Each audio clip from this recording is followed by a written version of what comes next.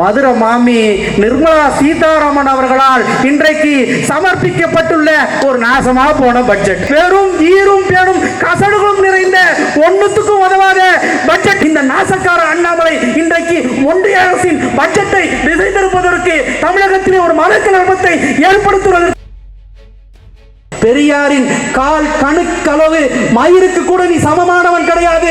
பெரியாரை பத்தி நீ பேசுவதற்கு புதுசா முளைச்ச மசுரு யாரு?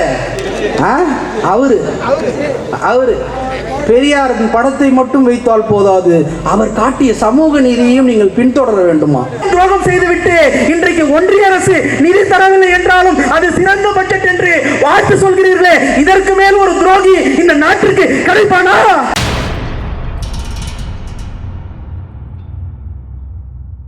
இந்திய பட்ஜெட்டிலே தமிழகத்திற்கு ஒரு பைசா நிதி கூட ஒதுக்காத மோடி அரசை கண்டித்து நடைபெறும் கண்டன பொதுக்கூட்டம்.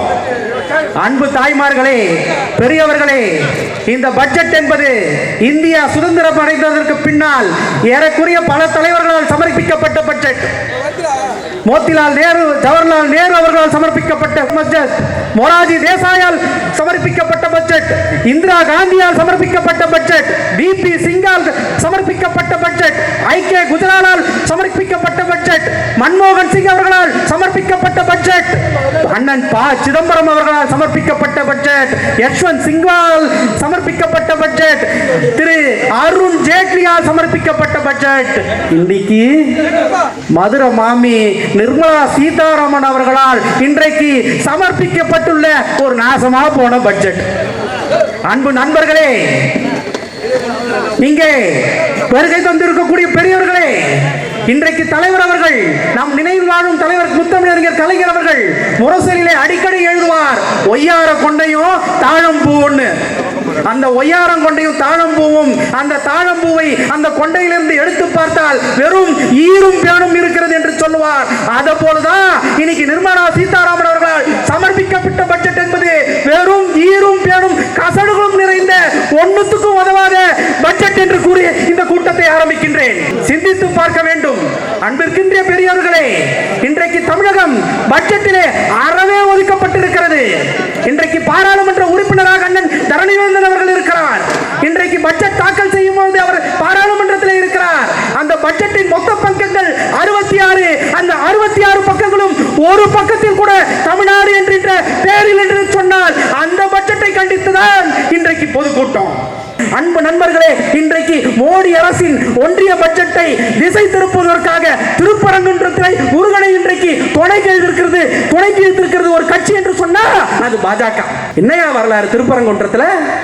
நானும் ஒரு இந்து, இங்க இருக்கிற அண்ணன் மாவட்ட செயலர் ஒரு இந்து, அது பக்கத்தில் இருக்க எம்எல்ஏ ஒரு இந்து. என்னையா எங்களுக்கு எதனா ஒரு காய்ச்சலோ உடம்பு சரியில்லைன்னா நாங்கள் போனால் முதல்ல எடுத்தோன்னு ஆஸ்பத்திரிக்கு போக மாட்டேங்க, முதல் தர்காவுக்கு தான் போவோம். தர்காவில் போய் அங்கே இருக்க சாமியார் கிட்ட 4 ஊது வாங்கிட்டு தானே வருவோம், 4 ஊது வாங்கிட்டு தானே வருவோம். அது மாதிரி அந்த திருப்பரங்குன்றத்தில் சிக்கந்தர் தர்கான்னு ஒரு தர்கா, அது இன்னைக்கு நேற்று இருக்கிற தர்கா இல்லை, ஏறக்குறைய 800 ஆண்டுகளுக்கு முன்னால் பழமையான தர்கா. அந்த தர்கா போகரால் பாடப்பெற்ற தர்கா. அந்த தர்கா, அந்த தர்கால அங்க அந்த ஊர்க்காரங்க சொல்றாங்க, என்ன சொல்றாங்க? அன்பு நண்பர்களே, எங்களுக்கே ஏதாவது ஒரு வேண்டுதல் என்று சொன்னால் சிக்கந்தர் தர்காவிற்கு சென்று ஆடுகளையும் கோழிகளையும் பலியிடுவது இந்துக்களின் பழக்கமே அங்கே இருக்கிறது என்று சொல்கிறார்கள். ஆனால் இந்த நாசக்கார அண்ணாமலை இன்றைக்கு ஒன்றிய அரசின் பட்ஜெட்டை திசை திருப்பதற்கு, தமிழகத்திலே ஒரு மனக்கலவரத்தை ஏற்படுத்துவதற்கு திருப்பரங்குன்றத்தை முருகனை சாட்சி வைக்கிறையே, இதுக்கு மேல ஒரு கேவலமான செயலை எவன்டா பண்ண முடியும் இந்த நாட்டில்? சொல்லு பார்ப்போம். அந்த நாய் சொல்லுது, பெரியாரை பத்தி பேசுது, பெரியாரை பத்தி பேசுது. ஏண்டா நாயே, பெரியாரின் கால் கணுக்களவு மயிருக்கு கூட நீ சமமானவன் கிடையாது. பெரியாரை பத்தி நீ பேசுவதற்கு சிந்தித்து பார்க்க வேண்டும். பெரியார் பேசிய கொள்கைகளுக்கு ஒத்து போய் அவரும் அந்த கொள்கையோடு வாழ்ந்தவரா பெரியாரு? பெரியார் கள்ளுக்கடைகளை மூட வேண்டும் என்று சொன்னால் தன் தோட்டத்தில் இருந்த அனைத்து தென்னை மரங்களையும் வெட்டி சாய்த்து, அன்றைக்கே பல லட்சங்கள் பெறுமதிப்பான தென்னை மரங்களை வெட்டி சாய்த்து தன் கொள்கையோடு ஒத்து போனவர் பெரியார். ஆனா நீ முந்தானத்து வரைக்கும் என்ன சொன்னேன்? 100 நாள் வேலை வாய்ப்பு திட்டம், பிச்சைக்கார திட்டம், மக்களை அடிமையாக்குற திட்டம்னா. ஆனால் போன வாரம் ஒரு 2 வாரத்துக்கு முன்னாடி ஒரு செய்தி பார்த்தேன். இளையாங்குடி பிடிஓ ஆஃபீஸில் போயிட்டு அவங்க அம்மா 100 நாள் வேலை வாய்ப்பு திட்டத்தில் வேலை கேட்டு நிற்கிது. என்ன கேட்டு நிற்குது? 100 நாள் வேலை வாய்ப்பு திட்டத்தில் சீமானோட அம்மா போய் இளையாங்குடி பிடிஓ ஆஃபீஸில் வேலை கேட்டு நிற்குதுன்னு சொன்னா பேசுகின்ற கொள்கைக்கு ஏற்றாற்போல் வாழாத நீ பெரியாரை பற்றி பேச தகுதி எங்கிருந்தா வந்தது நாயே? அவன் ஒரு பக்கம், இன்னொருத்தன் யாரு? புதுசா முளைச்ச மசுரு யாரு? வாய தொடங்க. அவரு பெரியார் படத்தை மட்டும் வைத்தால் போதாது, அவர் காட்டிய சமூக நீதியையும் நீங்கள் பின்தொடர வேண்டுமா? யாருக்கு சொல்றாரு? எங்களுக்கு சொல்றாரு. ஏண்டா பெரியார் எந்த வருஷம் பிறந்தாருன்னு உனக்கு தெரியுமா? இல்ல சமூக நீதின்ற வார்த்தைக்கு அர்த்தம் தெரியுமாடா உனக்கு? பார்ட் டைம் செய்ய அரசியல் வேலை செய்யற உனக்கே இவ்வளவு அதுப்பு இருந்தா, பெரியாருடைய கொள்கைகளை நெஞ்சில தாங்கி செயல் வடிவம் கொடுக்கின்ற ஒரு கட்சி எது என்று சொன்னால் திராவிட முன்னேற்ற கழகம். அதை செயல்படுத்துகின்ற தலைவர் முத்துவேல் கருணாநிதி ஸ்டாலின் என்னும் உன்னத தலைவர். 1972 பெரியார் மரணிக்க ஓராண்டிற்கு முன்னால் கலைஞரிடத்திலே 2 கோரிக்கைகளை வைக்கிறார். கலைஞர் அவர்களே, நான் சாவ கிடக்கிறேன், எனக்கு மரணம் எப்பொழுது வேணாலும் என்னை தழுவ நேரிடும். உங்களிடத்தில் 2 கோரிக்கைகளை வைக்கிறேன். ஒன்று, அனைத்து ஜாதியினரும் அர்ச்சராக வேண்டும். இன்னொன்று, உயர் சாதியினரும் அவ்வாள்கள் மட்டும் நிறைந்திருக்கக்கூடிய உயர் நீதிமன்றத்திலே பட்டியல் சமுதாயத்தை சேர்ந்த ஒருவர் நீதிபதியாக வர வேண்டும் என்று சொன்னால், பெரியவர்களே, தாய்மார்களே, சிந்தித்து பாருங்கள். கோரிக்கை வைத்தது என் தலைவர் முத்தமிழறிஞர் டாக்டர் கலைஞரிடத்திலே. கலைஞர் சொன்னார், எதற்கும் கலங்காதீர்கள் பெரியார் அவர்களே, உங்கள் சீடனாக இதை நான் செய்து முடிக்கிறேன் என்று சொல்லி பழைய வடார்காடு மாவட்டத்திலே திருப்பத்தூரிலே பிறந்த திரு வரதராஜன் என்பவரை, அன்றைக்கு முனிசிபல் நீதிபதியாக இருந்த பட்டியல் சமுதாயத்தை சேர்ந்த வரதராஜன் என்பவரை உயர் நீதிமன்றத்தின் நீதிபதியாக்கி அழகு பார்த்தால் ஒரு தலைவர் என்று சொன்னால் அவர்தான் எங்கள் தலைவர் கலைஞர் அவர்கள். அதே வரதராஜன் அவர்களை உச்ச நீதிமன்ற நீதிபதியாக இந்திரா காந்தியாக அவர்கள் ஆக்குகிறார் என்று சொன்னார். அதற்கு முழு காரணகர்த்தா திராவிட முன்னேற்ற கழகம் டாக்டர் கலைஞர் என்கின்ற உன்னத தலைவன் தான். எங்களுக்கு நீ சமூக நீதி பாடம் எடுக்கிற? சிந்தித்து பார்க்கணும். உங்களுக்கெல்லாம் இங்க வந்திருக்கீங்க, விவசாயிகள் வந்திருக்கிறீர்கள், வியாபாரிகள் வந்திருக்கிறீர்கள், தொழிலாளர் தோழர்கள் வந்திருக்கிறீர்கள். அனைவருக்கும் புரியும்படி ஒரு வார்த்தை சொல்லணும்னா, ஒரு அம்மா இருக்கான்னு வைங்க. அந்த அம்மாவுக்கு 2 பிள்ளைங்க. ஒரு பிள்ளை சோம்பேறி பிள்ளை, இன்னொரு பிள்ளை உழைச்சி குடும்பத்தை காப்பாற்றுற பிள்ளை. ஆனா அந்த அம்மாக்காரி என்ன தெரியுமா பண்ணுவா? சோம்பேறி பிள்ளைக்கு தான் மொத்த சொத்தையும் போட்டு கெட்டிக்காரத்தனமா வளர்ப்பா.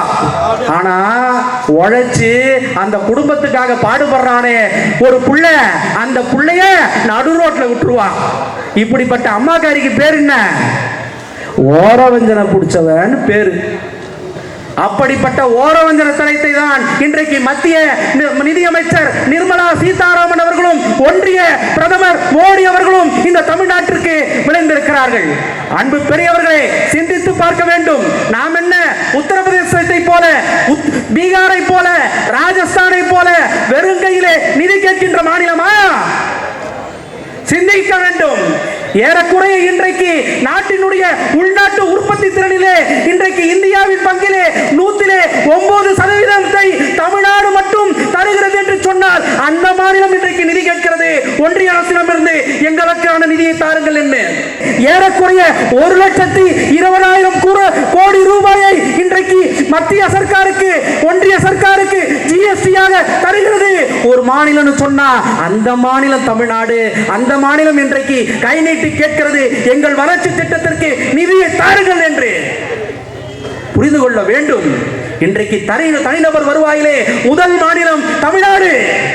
இன்றைக்கு வரி செலுத்துவர்களே முதல் மாநிலம் தமிழ்நாடு. இப்படி இந்தியாவின் ஒட்டுமொத்த பொருளாதாரத்திற்கும் ஆணி வேறாக இன்றைக்கு ஒரு மாநிலம் இருக்கிறது என்று சொன்னால், அது என் தலைவர் தளபதி மு.க. ஸ்டாலின் முதலமைச்சராக இருக்கக்கூடிய தமிழ்நாடு. 1,20,000 கோடி ரூபாயை இன்றைக்கு மத்திய சர்க்காருக்கு, ஒன்றிய சர்க்காருக்கு ஜிஎஸ்டியாக தருகிறது ஒரு மாநிலம் சொன்னா, அந்த மாநிலம் இன்றைக்கு கை நீட்டி கேட்கிறது, எங்கள் வளர்ச்சி திட்டத்திற்கு நிதியை தாருங்கள் என்று. புரிந்து கொள்ள வேண்டும். இன்றைக்கு அந்த தமிழ்நாடு கேக்குது, இன்னைக்கு எங்க நாட்டின் வளர்ச்சிக்காக, இந்த தமிழ்நாட்டின் வளர்ச்சிக்காக நிதியை தாங்கன்னு சொன்னா அந்த அம்மா என்ன தெரியுமா சொல்லுது? வளர்ச்சி அடைந்த மாநிலங்களுக்கு நிதி தர மாட்டேன்ட்டு. அன்பிற்குரிய சொந்தங்களே, சிந்தித்து பாருங்கள். இன்றைக்கு பட்ஜெட் கூட்டம் ஆரம்பிப்பதற்கு முன்னால் எங்கள் தமிழ்நாட்டின் தலைவர் முதலமைச்சர் எங்கள் தலைவர் தளபதி மு.க. ஸ்டாலின் அவர்கள் இந்த நாட்டினுடைய நிதியமைச்சரான அண்ணன் தங்கம் தென்னரசு அவர்களை ஒன்றிய நிதியமைச்சர் நிர்மலா சீதாராமன் அவர்களை சந்தித்து சில கோரிக்கைகளை வைக்க சொன்னார். என்ன கோரிக்கை? இன்றைக்கு தாம்பரம் முதல் செங்கல்பட்டு வரை இருக்கக்கூடிய சாலையிலே உயர்மட்ட பாலம் ஏற்படுத்த வேண்டும், அதற்கு நிதி தாருங்கள் என்று கேட்டார். அந்த நிதி தரல. அடுத்தபடியா கோவையில ஒரு மெட்ரோ ரயில் திட்டம் கொண்டு வரணும், அதுக்கு நிதி தாங்கன்னு சொன்னோம், அதுக்கு தரல.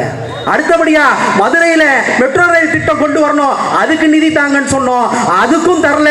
எந்த ஒரு திட்டத்திற்கும் தமிழக அரசு எதற்கு கேட்டதோ எந்த ஒரு திட்டத்திற்கும் தராமல் ஈர்த்தளித்து செய்திருக்கிறது ஒரு அரசு எது என்று சொன்னால் மோடியின் ஒன்றிய அரசு. அதை கண்டித்து தான் இன்றைக்கு உங்கள் மத்தியிலே பொதுக்கூட்டம். புரிந்து கொள்ள வேண்டும் தோழர்களே, இன்றைக்கு தமிழ்நாட்டை எப்படியெல்லாம் வஞ்சிக்க முடியுமோ, எப்படியெல்லாம் துன்புறுத்த முடியுமோ, எப்படியெல்லாம் என் தலைவர் தளபதி மு.க. ஸ்டாலின் ஆட்சியை நெருக்கடி கொடுத்து நகர்த்த முடியுமோ, அது மொத்த வேலையும் இன்றைக்கு ஒரு ஒன்றிய அரசு செய்கிறது என்று சொன்னால் அதுதான் ஒன்றிய பிரதமர் மோடியின் அரசு.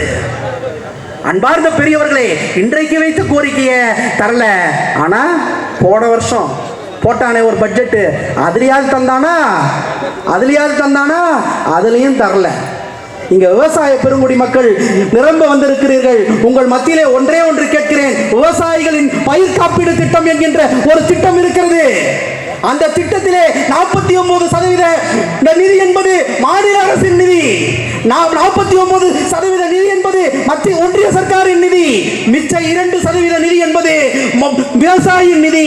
ஆனால் மாநில சர்க்கார் தனக்கு 49% நிதியை தந்துவிட்டது. ஆனால் இன்றும் ஒன்றிய மோடி அரசு அவர் தர வேண்டிய 49% நிதியை இன்னும் தராமல் இழுத்தடிச்சிட்டு இருக்கார்.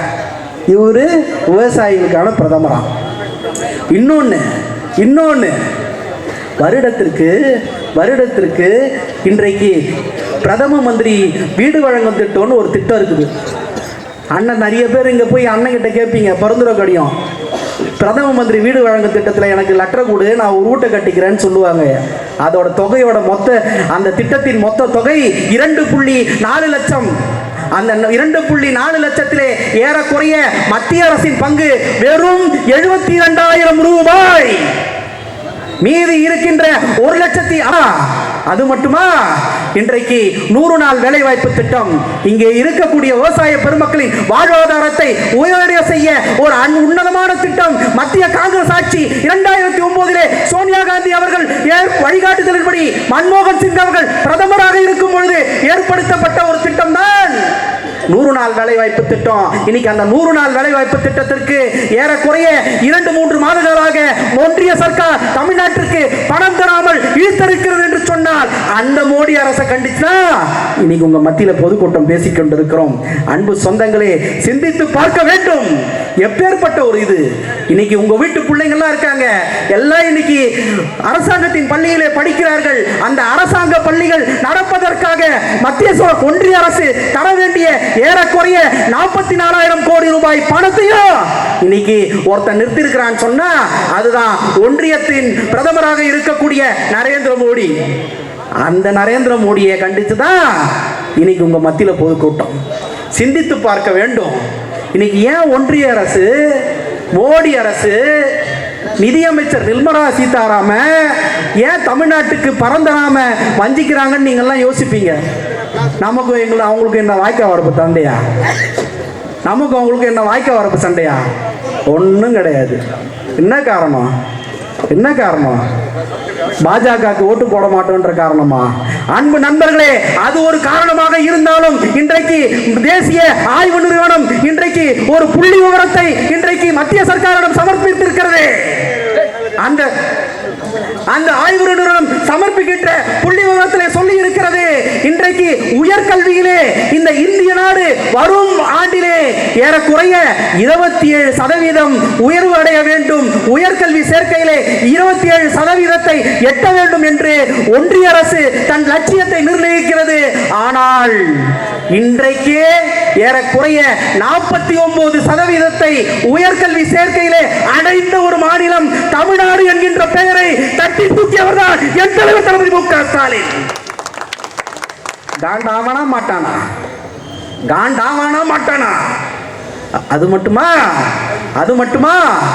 கனடா நாட்டின் பிரதமர், எந்த கனடா? அமெரிக்காவுக்கு பக்கத்திலே இருக்கிறதே கனடா. அந்த கனடா நாட்டு பிரதமர் ஜஸ்டின் ட்ரூடோ இன்றைக்கு ஒரு தலைவரை பாராட்டி ஒரு வாழ்த்து செய்தி அனுப்பி இருக்கிறார். என்ன வாழ்த்து செய்தி? யாரை, எந்த தலைவரை வாழ்த்தி அனுப்பி இருக்கிறார்? அமெரிக்காவில் உள்ள ஒரு தலைவரை அனுப்பி இருக்கிறாரா? இல்லை, இந்தியா என்கின்ற ஒரு நாடு இருக்கிறது. அந்த இந்திய நாட்டின் தென்கோடி பகுதியிலே தமிழ்நாடு என்கின்ற ஒரு மாநிலம் இருக்கிறது. அங்கே முத்துவேல் கருணாநிதி ஸ்டாலின் என்னும் உன்னத தலைவன் இருக்கிறார். அந்த நாட்டின் முதலமைச்சர் ஏறக்குறைய 20 லட்சம் மாணவிகளுக்கு, பள்ளி குழந்தைகளுக்கு காலை உணவு திட்டம் என்கின்ற உன்னத திட்டத்தை செயல்படுத்தி குழந்தைகளின் பசியை போக்குகிறார் என்று சொன்னால் அந்த முதலமைச்சரை நான் பாராட்டுகிறேன் என்று கனடா நாட்டின் பிரதமர் பாராட்டினார். சொன்னா மோடிக்கு வயிறு மட்டுமா எரியும்? மோடிக்கு வயிறு மட்டுமா எரியும்? எல்லாமே எரியும். ஆக இப்படிப்பட்ட சாதனைக்கு சரித்திரங்களை இன்றைக்கு நிகழ்த்தி கொண்டு இன்றைக்கு மத்திய சர்க்காரை கலங்க வைத்துக் கொண்டிருக்கிறாரே என் தலைவர் தளபதி மு க ஸ்டாலின். அவர் கேட்கிற நிதியை இன்னைக்கு தரமாட்டாங்க. என் தலைவர் தளபதி மு க ஸ்டாலின் அவர்கள் இந்த நாட்டினுடைய முதலமைச்சராக இன்றைக்கு திராவிட முன்னேற்ற கழகத்தின் தலைவராக ஒன்றிய சர்க்காருக்கு எவ்வளவு நெருக்கடி தர முடியுமோ அவ்வளவு நெருக்கடியை தந்து இன்றைக்கு ஆட்சியை திறம்பட நடத்தி கொண்டிருக்கிறார்னு சொன்னா, இன்னொருத்தன் இருக்கான், எதிர்கட்சி தலைவர்னு பேரு. என்ன பேருக்கா? என்ன பேரு? எடப்பாடி பழனிசாமி. அன்பு நண்பர்களே, இந்த ஜனநாயக நாட்டில் வாக்களிக்கக்கூடிய வாக்காளர்கள் இருக்கக்கூடிய நாட்டில் எவ்வளவு அதிகாரம் முதலமைச்சருக்கு இருக்கிறதோ மக்கள் மீது அதே அக்கறையும் பொறுப்பும் எதிர்க்கட்சி தலைவருக்கும் இருக்க வேண்டும். ஆனா இந்த பட்ஜெட்டை பத்தி எடப்பாடி பழனிசாமி கிட்ட போய் பத்திரிகையாளர்கள் கேட்கிறாங்க, ஐயா எடப்பாடி பழனிசாமி அவர்களே, இந்த ஒன்றிய அரசின் பட்ஜெட்டை பத்தி நீங்கள் என்ன நினைக்கிறீர்கள் என்று சொன்னபோது எடப்பாடி பழனிசாமி தன் திருவாயை திறந்து என்ன தெரியுமா சொன்னாரு? இந்த பட்ஜெட்டில் தமிழகம், தமிழ்நாடு என்று பெயர் இல்லை, தமிழகத்திற்கு என்று சிறப்பு நிதி இல்லை, இருந்தாலும் இது ஒரு சிறந்த பட்ஜெட். ஏயா, இதுக்கு மேல மோடியோட காலையும் நெஞ்சையும் கழுவி கொடுக்க வேற எவனா பொறுப்பானா? சொல்லுங்க பாப்பா. எடப்பாடி பழனிசாமி அவர்களே, உதயமின் திட்டம் என்கின்ற ஒரு திட்டம், நீட் என்கின்ற தேர்வு, இப்படி தமிழர்களுக்கு எப்படியெல்லாம் துரோகம் செய்ய முடியுதோ அப்படியெல்லாம் துரோகம் செய்துவிட்டு இன்றைக்கு ஒன்றிய அரசு நிதி தரவில்லை என்றாலும் அது சிறந்த பட்ஜெட் என்று வாழ்த்து சொல்கிறீர்களே, இதற்கு மேல் ஒரு துரோகி இந்த நாட்டிற்கு கிடைப்பானா? அப்படிப்பட்ட ஆளு சொல்றான் இன்னைக்கு 2026 மீண்டும் அதிமுக ஆட்சி அமைக்கும்ட்டு. என்ன சொல்றான்? 2026 ஆட்சி அமைக்கும்ட்டு. செத்து போன மனகராம ஆட்சி திருப்பி வந்த கூட நடக்காது. உன் ஆட்சி இந்த நாட்டிலே இனிமேல் நடக்காது. எடப்பாடி பழனிசாமி அவர்களே, எங்களுக்கு இன்றைக்கு அமாவாசை கணக்குக்கு சொல்லுகிறாயே, இன்றும் 13 அமாவாசை இல்லை, இன்னும் 130 அமாவாசை ஆனாலும் என் தலைவர் தளபதி மு க ஸ்டாலின் இந்த நாட்டினுடைய முதலமைச்சர் ஜோதி பேசுறான் பேச்சு. தமிழ்நாட்டின் உரிமையை பறிகொடுத்து விட்டு இன்றைக்கு ஆணவ சிரிப்போடு எப்படிதான் ஆட்சியை நடத்துறீங்கன்னு சிரித்துக் கொண்டிருக்கிற இந்த பேமாரி ஒரு புறம். இன்னொருத்தன் யாரு? ஒன்றிய நிதி அமைச்சர், ஒன்றிய அரசினுடைய கிளை மேனேஜர், இங்க பாஜகவோட கிளை மேனேஜர் அண்ணாமலை. அவன் சொல்றான், ஏண்டா பொறப்பால் நீ தமிழன், இன்னைக்கு தமிழ்நாட்டிற்கு ஒரு நிதியை தராம, திட்டங்களுக்கு நிதி ஒதுக்காம இன்னைக்கு மோடி அரசு, உன் தலைவர் அரசு இன்றைக்கு எங்களை வஞ்சிக்குதே, அதை பத்தி நீ எதனா ஒரு கருத்து சொன்னியாயா? இன்றைக்கு ஒரு மிகப்பெரிய போலி கூட்டம் இன்னும் தேர்தலுக்கு ஓராண்டு தான் இருக்கின்ற என்கின்ற நிலைமையிலே உங்களை சூழ்ந்து கொண்டு, உங்களை நச்சரித்துக் கொண்டு, உங்களை மறைமாற்ற, உங்களை திசை திருப்ப வருவார்கள். ஆனால் நீங்களோ என்றைக்கு போல் மக்களுக்கு உழைக்கக்கூடிய இயக்கமான திராவிட முன்னேற்ற கழகத்தின் பக்கம் நில்லுங்கள். தலைவர் தளபதி மு.க. ஸ்டாலின் தான் உங்களுக்கான தலைவர், உங்களுக்காக உழைக்கின்ற தலைவர், உங்களுக்காக என்றென்றும் இருக்கக்கூடிய தலைவர் முத்துவேல் கருணாநிதி ஸ்டாலின் வேண்டும் உன்னத தலைவர் என்று கூறி வாய்ப்பளித்தமைக்கும் வாய்வழி கொண்டமைக்கும் நன்றி கூறி விடைபெறுகிறேன். நன்றி, வணக்கம். ஒரே ஆளு மேல 145 கட்சி பெண்கள், பாஜக பெண்கள் கம்ப்ளைண்ட் கொடுத்திருக்காங்க. கேசவ விநாயகம் அந்த ஆளு RSS காரன், ஒருத்தனால 142 பேர் வந்து கம்ப்ளைண்ட் கொடுத்தாங்க. இவங்க பேசுறாங்க பேச்சு. அப்புறம் ஒருத்தன் வந்து பூஜை ரூம்ல உட்காந்துட்டு என்னமோ பண்ணிட்டு இருந்தானே. இந்த கும்பல்லாம் பாலியல் சுரண்டலை பத்தி பேசலாமா? இந்தியா முழுதும் பாலியல் சுரண்டலை பக்காவா பண்ணிட்டு இருக்கிற கேடுகட்ட ஒரு கட்சி இந்த கும்பல்.